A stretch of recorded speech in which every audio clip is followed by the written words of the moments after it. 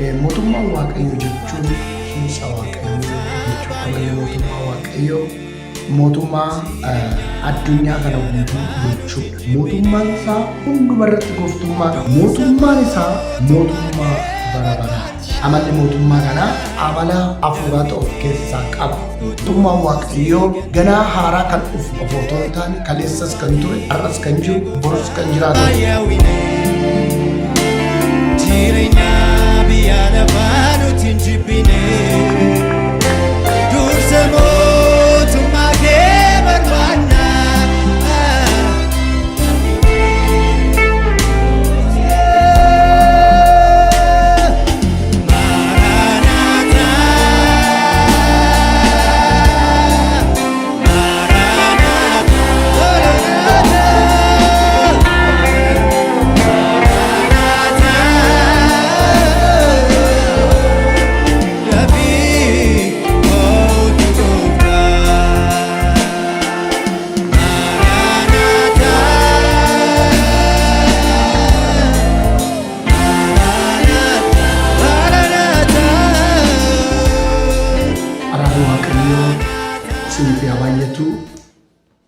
waa'ee mata duree mootummaa Waaqayyoo jedhu torbee darbee kutaa tokkoffaa wajjiniin ilaallee turre. Warri haaraa yuutuubii kan sagantaa kana hordoftan maqaan koo Paaster Balaachoo Lamuun jedhama. Waldaa Guutuu Wangeelaa Ejiree Cangaree irraayi. Mata duree waa'ee mootummaa Waaqayyoo jedhu torbee har'aa waliin calqabnee mootummaa Waaqayyoo waa'ee mootummaa Waaqayyoo bal'inaan waliin ilaalleerraa. Har'a kutaa lammaffaa isa itti aanu wajjin barannaa. Maqaan Waaqayyoo kan eebbifame haa ta'u. Barumsa keenya torbee har'aa keessatti waa'ee mootummaa Waaqayyoo kaasnee waa'ee Abrahaam irra geenyetti waamicha Abrahaam Waaqayyoo waame irra geenyettidha dhaabbanne. Abrahaam Isaaq ishee Isaaq Yaaqoob ishee Yaaqoob ijoollee 12 ishee ijoollee 12 keessaa Yoosef kan jedhamu gara biyya Gibxiitti akka obboleewwan isaatiin gurgurame sagalee Waaqayyoo nutti hima. Isa booddee lubbuun 72 ta'an Yoosef hordofanii qamadii barbaada biyya Gibxi biyya Misiritti akka isaan galan sagalee Waaqayyoo nu barsiisa. Iddoo sanatti waggaa 430 garbummaa keessa innaa jiraatan mootiin Yoosef hin beekne hin ka'e biyya Gibxi keessatti gaarummaa Yoosef biyya sanaaf raawwate warri hin beekne gaafa ka'an saba sana hin cinqanii saba sana hin dhiphisanii sabni sun iniyyee hin boo'ee hin gaddee waggaa 430 waaqeffannaan waaqa barbaaduun aarsaa dhiyeessuun Waaqayyoo eenyu kan jedhu kanarree amma gaafitti fidutti amma dhaloota sanatti gaafii fidutti Waaqayyo nu dhiiseera Waaqayyo nu beeku amma jedhanitti biyya Gibxi keessatti bu'aa akka turan sagalee Waaqayyo nu barsiisa.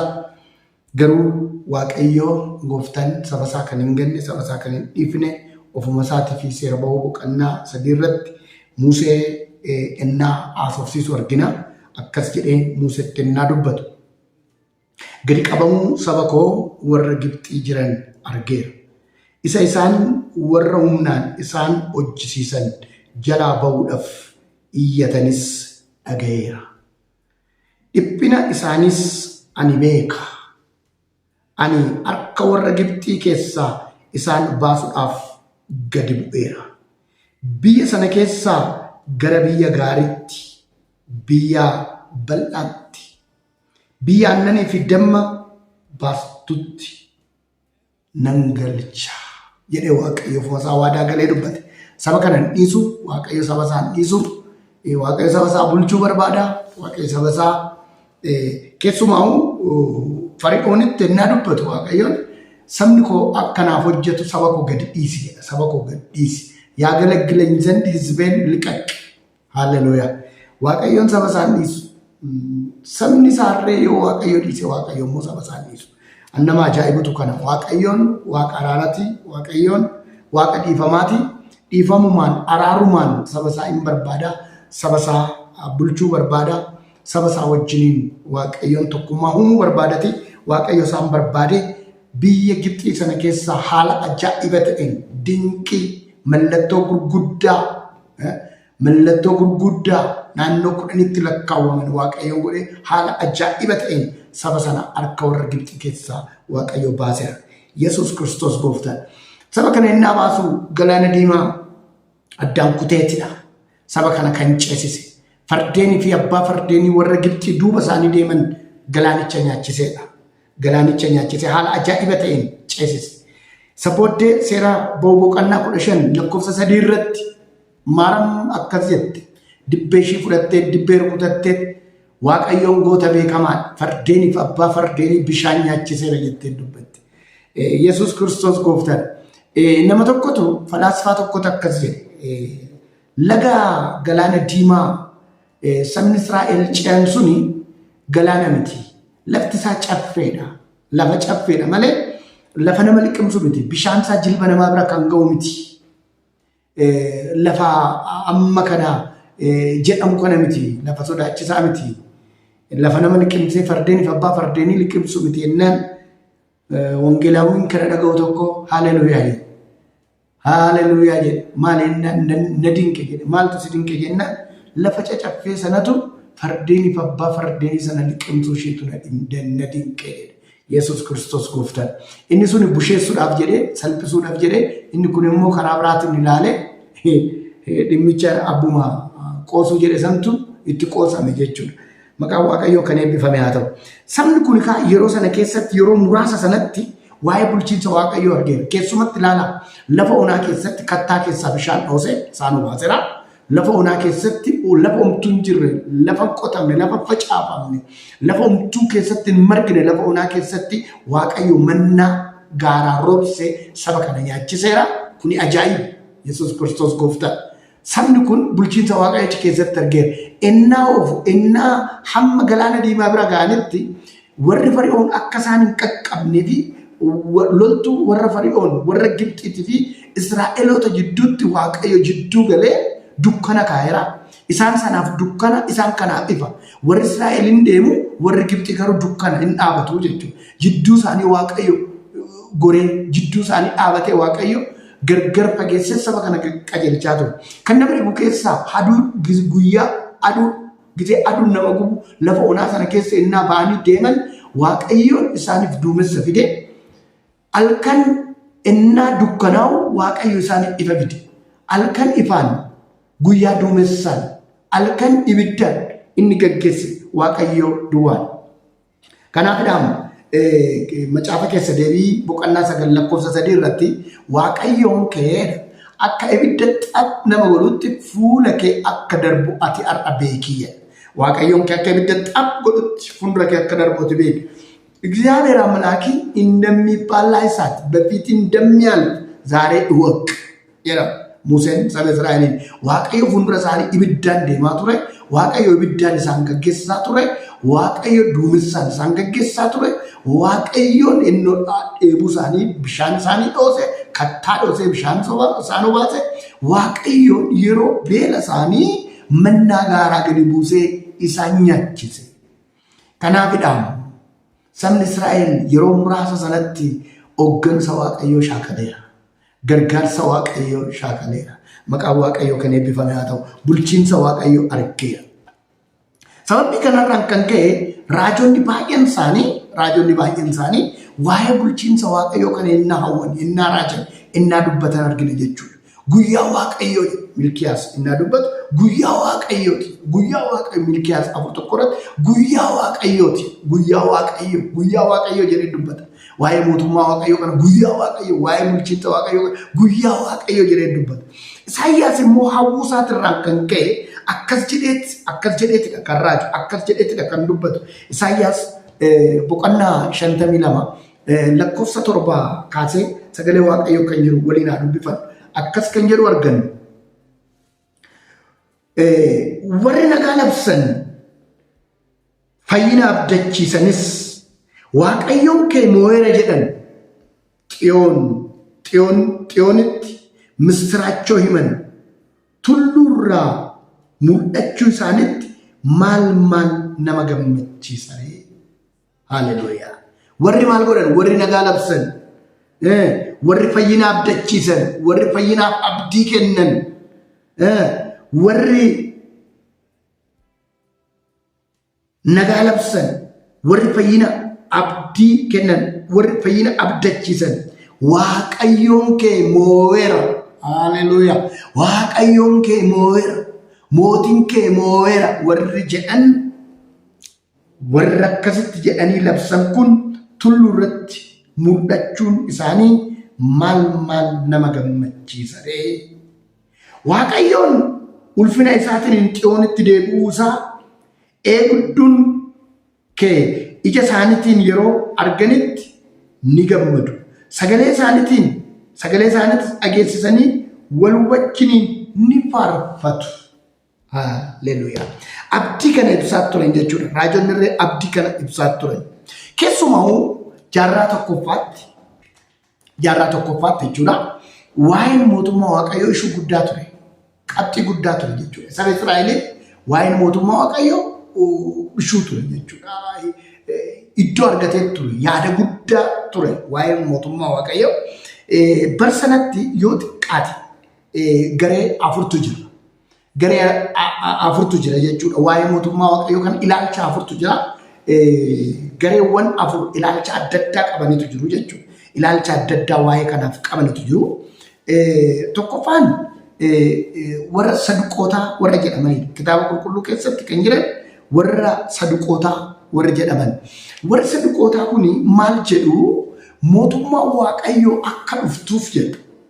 Mootummaa Waaqayyoo akka dhuftuuf sabni Israa'el waan gochuu qabu jedhan barumsa qabu jechuudha. Tokkoffaa isaan ergamootatti namananii, lammaffaa dinqitti namananii, sadaffaa du'aa ka'utti namananii, arfaffaa jechoota afuuraa manfasaawi qaanqaa, manfasaawi nigiggir, timbiit waa akkasii kanatti abdii kanatti hin amanan jechuudha. Gareen kun guruppii qabu, gareen kun garee qabu maal barsiisni isaanii maaliidha? Akkas jedhu mootummaa Waaqayyoo kan nu jidduu dhufuu dandeessu. Bulchiinsi Waaqayyoo jidduu keenya dhufuu kan danda'u, Waaqayyoo jidduu keenyatti argamee kan nu bulchuu danda'u sabni kun abdii kan jedhu yoo dhiise. Laala argitanii wanti abdii jedhu kun yoo hafe, wanti dubbii hafuuraa jedhamu kun yoo hafe, du'aa ka'uun hin jira kan jedhamu kun yoo hafe, ergamoonni hin jiru kan jedhu kun yoo hafe, barumsa kanatti namni odoo amane, sabni barumsa kana odoo deeggare, guutummaan Israa'el barumsa kana odoo fudhate mootummaa Waaqaa nu deebi'aa.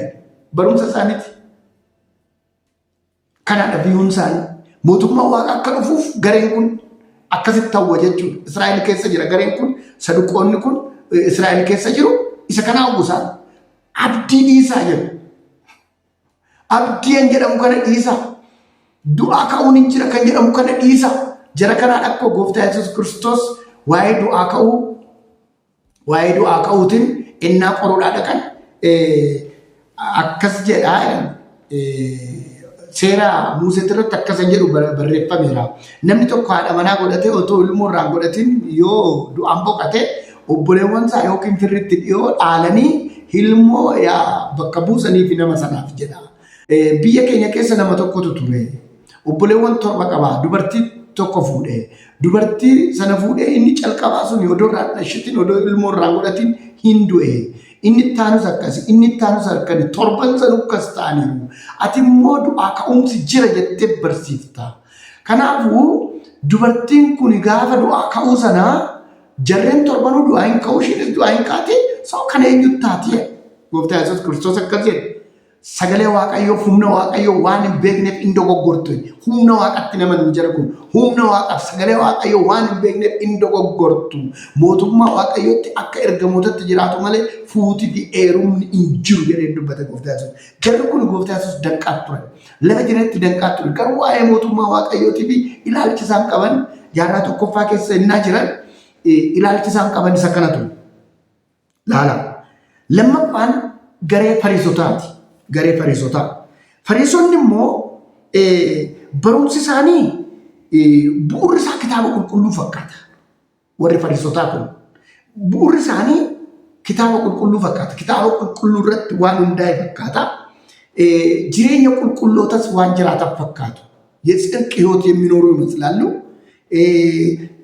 በቃ ትምህርታቸው መጽሐፍ ቅዱስ መሰረት ያለው ይመስላል። ኪታበ ቁልቁሉ ቡኡራ አካ ጎደተ አከሲት ፈካት ኢንፈካት ገሩ ኬሰሳ ውጋሴ እኔ ላሉ አከሲምቲ ኬሰሳ ሰኔ እና ላሉ አከሲምቲ ኢንፈካታ ማለት አከሲምቲ ከናፍ ኢሳንሞ አከሲት ጅራቱ በሩምስ ኢሳኒ ማይዳ ሴር ኤጉረት ጥየፈቱ ሴር ኤጉረት ጥየፈቱ ሴር ኤጉ ጀቹን አቦሚ ኩዳን ከንጀ ኢሳኒ ኢዶ ኦላና ቀ ሴር ኤጉ የአባቶችን ወግ ይጠብቃሉ፣ ህግን ይጠብቃሉ።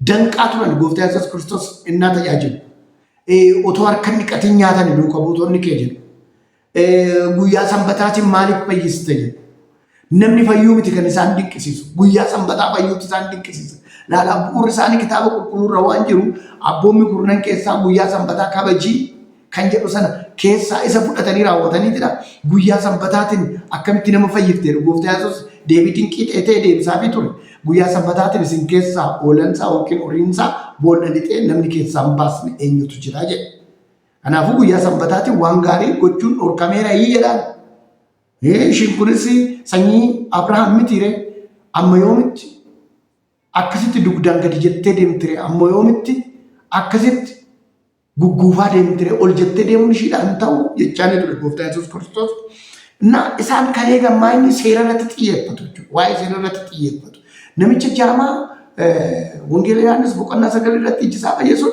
አከዚ ደኒ ኤው ሲፈይሰ የናም ጎፍታ ኢየሱስ የና ነምጭ ኩን ጩበ ማለ ጉያ ሰንበታት ዋኖ ጀቶ ፊኒና እኒ ጩበማ ዋንተ ኤቪ ከሲፈይሰ ዋቃ ዋቃ ገለቴ ፈዶ ይደ አላ ጉያ ሰንበታት ዋኖ ጀቴፍ ጩበ ማለ ጉያ ሰንበታ ሴራ አቦታታ የአባቶችን ወግ የሚያፈርስ ነው ጀደኒ ካንቀበኒ ጀደኩን ሞ ማይዳ ላልች ሳኒ ጀተኒ ወፍደተ ሞቱማ ዋቀዮ ከዱፍቱ እስራኤሎኒ ኦዶ ወሊ ገለ ጀ ሰኒ እስራኤል ኦዶ ወሊ ገለ ጉያ ተኮ አቦሚ ኩዳኔጌ ሞቱማ ዋቀዮ ጅዱ ከኛ ተርገምቲ አጃይባ አቦሚ ኩዳን ኦዶ ኤግኔ ወሊ ገለ ኦዶ አቦሚ ኩዳን ኤግኔ ሞቱማ ዋቀዮ ጋፈሰና ጅዱ ከኛ ተርገምቲ ጋፈሰና ዱፍቲ ሞቱማ ዋቀዮ ሞቱማ ዋቀዮ ጅዱ ከኛ ተርገሙ ድዴፍ ዋቀዮ ቡልቺንሲ ዋቀዮ ከኑራ ፈጋቴ ማሊፊ አቦሚ ኩዳን ዋኔ ጉድኔፍ ገረፉንራ አከዚ ሩሳን አብዲ ቀምኔ አቦሚ ኩርነን ከነ ዮ ኤግኔ ጉያ ተኮ ዋቀዮ ጅዱ ከኛ ተርገሜኑ ቡሼ ጉያ ተኮ ዋቀዮ ጅዱ ከኛ ተርገሜኑ ቡሼ ማለው ጎድ አቦሚ ኩዳን ዮ ኤግኔ ሴሮታ ከነ ዮ ኤግኔ ጉያ ሰንበታ ከነ ዮ ከበኝ እርግተን ነምንኮ ኢልሚናማ ጎፍታ ሰንበታት የኔ ጎፍታ ኢየሱስ ወድበትላለ ወድመትም ኮምፕለተኒ ይሙዳተኒ ሰብራሰከኒ ኖ ለክ ሙሴን አከስ ጀሬኑ ወርሰ ሙሴን አከስ ኑ ጀዴራ ከናፉ አቆሚ ኩዳን ዶይኔ ሞቱማ ዋቃ ኢንዱፋ በቃ ከናም ምርከኔ ፈተኒ ታው ገሬን ኩን ገሬ ለማላል ራማማ ገሬ ሰደፋን ሞ ገሬ ለማ ጃይቡ አሴኖታ ከንጀራ መንጂሩ አሴኖታ ከንጀራ መንጂሩ አሴናውያን ወርጅ ደመንኩን አሴኖን ኩን ሞ ማሊተካ አመነን ቤክቱ ባየሳ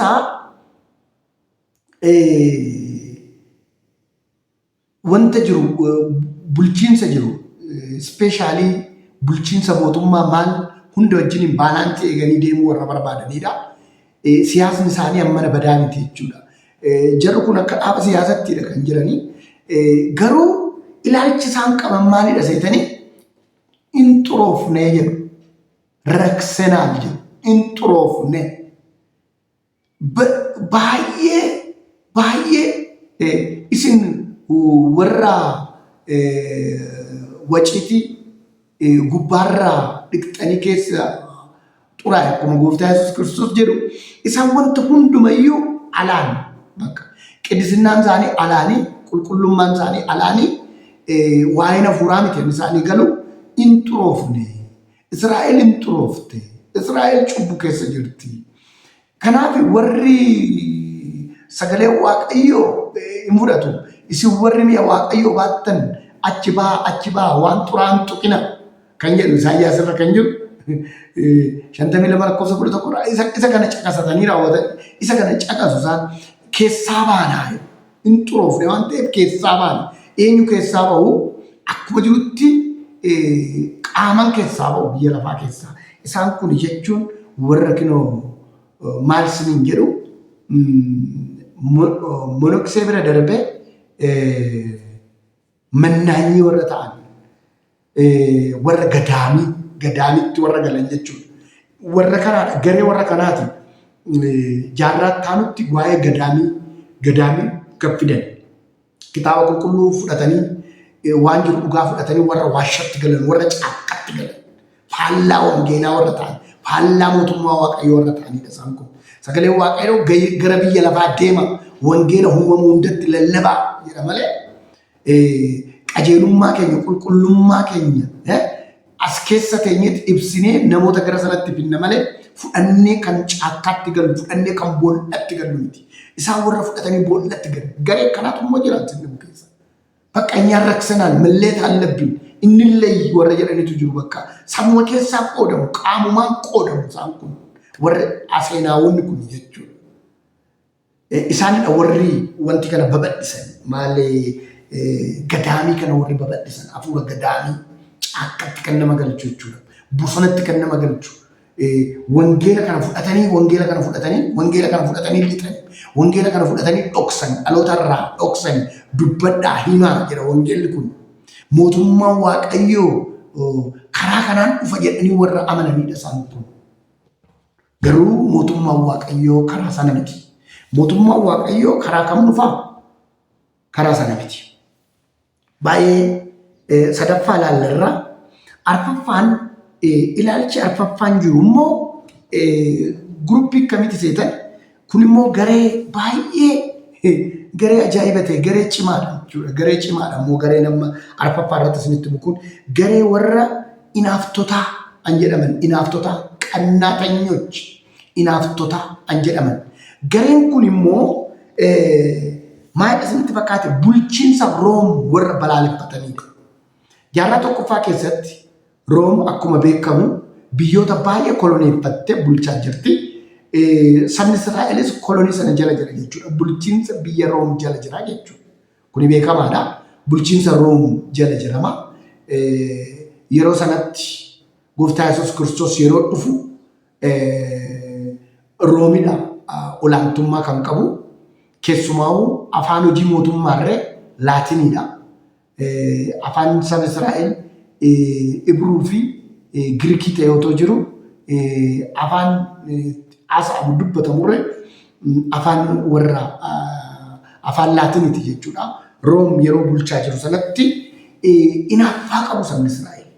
Mootummaa Israa'eliif akka deebi'u Waaqayyo akka isaan bulchuuf inaaffaa keessa jiruurraan kan ka'e gareen akka dhaabbata siyaasaa tokkotti of danda'e garee inaaftotaa jedhamanii kan ta'an qinaata yallabaachuu የሚቀኑ maal jedhu immoo isaan kuni odoo guyyaa tokko Israa'eloonni walii galee mootummaa Room irratti fincila kaafne Waaqayyoon inaafet nu gargaaret nuuf lolet mootummaa isaa nuuf fida kan jedhu ilaalcha akkasii qabu jira. Ilaalcha akkasii qabu. Baay'ee inaaffaa akkasii kana keessa jira. Keessumaa miseensa garee kanaa kan ta'e Petros miseensa garee warra inaaftotaa kanaati. Paartii sana keessa akka jiru hin argitu jechuudha. Gaafa loltoonni Room dhufanii warra Qeesaar ergee dhufanii gaafa Gooftaa Yesuus Kiristoos qaban as jala luqqifate aduu luqqifate in luqqifatee gadi bahee gurra isaa gurra loltuu sana gurra irraa kutee argitanii ከዘገባው ሴፉን መዘዘ ጆሮውን ቆረጠው እንዴ akkamitti cuubee baatee deema akkamitti namni kun kana baatee socho'a hoggaa jettan garee sana keessa jira. Ilaalchi isaas maal inni lollis bakka Room irratti ka'uudha finciluudha isa mootummaa Waaqayyoo dhufeera Gooftaa Yesuus bira dhaabatee kanaan lola argitanii.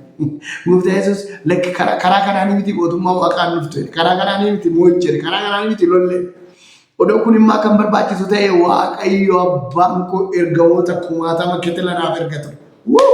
Haleluuyaa. Maqaan Waaqayyoo kan eebbifame haa ta'u. Lolli kanaan miti Gooftaa Yesuus. Mootummaa Waaqaa kanaan hin dhuftu. በሰይፍ አይደለም የምትገለጠው፣ በዚህ ጦርነት አይደለም የምትገለጠው። ከነምት bulchiinsa Waaqaa kan fidu ከነምት haleluuyaa. ከነምት mootummaa Waaqayyoo kan fidu jedhe. So mootummaa Waaqayyoo akkamitti dhufti? Torbeetti fufna. Mootummaa Waaqayyoo akkamitti dhuftire? Torbee wajjin ilaalla. Waaqayyo sin eebbisu. Eebbifama. Barumsicha amma dhumaatitti hordofaa. Gooftaa Yesuus Kiristoos sin eebbisu. Eebbifama. Kadhata gabaabaa wajjin hin kadhanna. Mootii bara baraa Waaqa jiraataa si galateeffannu maqaan kee kan eebbifame haa ta'u. Warra dubbii kana dhaga'aniif yaa Waaqayyo gargaarsi kee eebbi kee si biraa isaaniif haa ta'u. Hunduma keenya gargaar waan nu gargaarsiifis eebbifame maqaa Abbaan Ilmaa Hafuura Qulqulluu Waaqa tokkotti ameen. Let it